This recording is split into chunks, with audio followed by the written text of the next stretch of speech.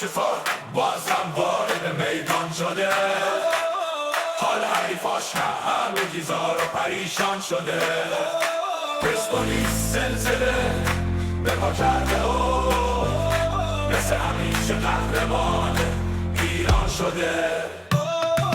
ارتش سرخ بازم وارد میدان شده، حال حریفاش همگی زار و پریشان شده. پرسپولیس زلزله به پا کرده و مثل همیشه قهرمان ایران شده.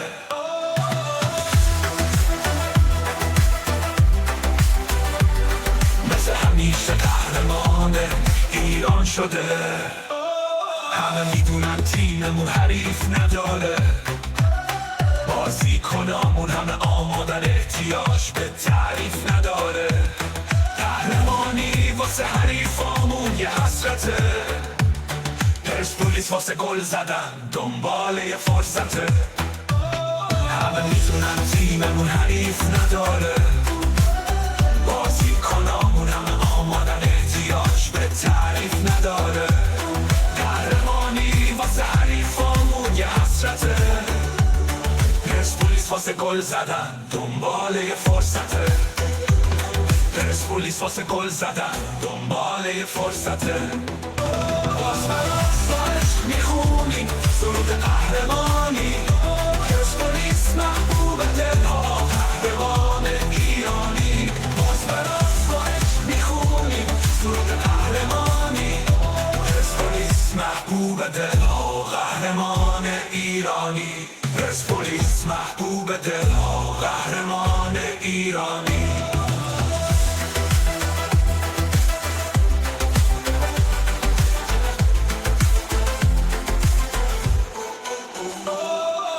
ارتش سرخ بازم وارد میدان شده، حال حریفاش همگی زار و پریشان شده. پرسپولیس زلزله به ما کرده و مثل همیشه قهرمان ایران شده. همه میدونن تیممون حریف نداره، بازیکنامون همه آمادن، احتیاج به تعریف نداره. قهرمانی واسه حریفامون یه حسرته، پرسپولیس واسه گل زدن دنبال یه فرصته. پرسپولیس واسه گل زدن دنبال یه فرصته.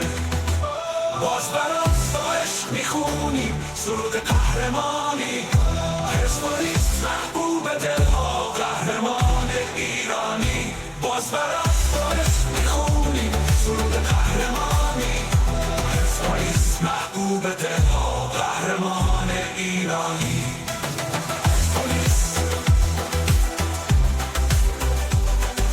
پرسپولیس محبوب دلها و قهرمان ایرانی.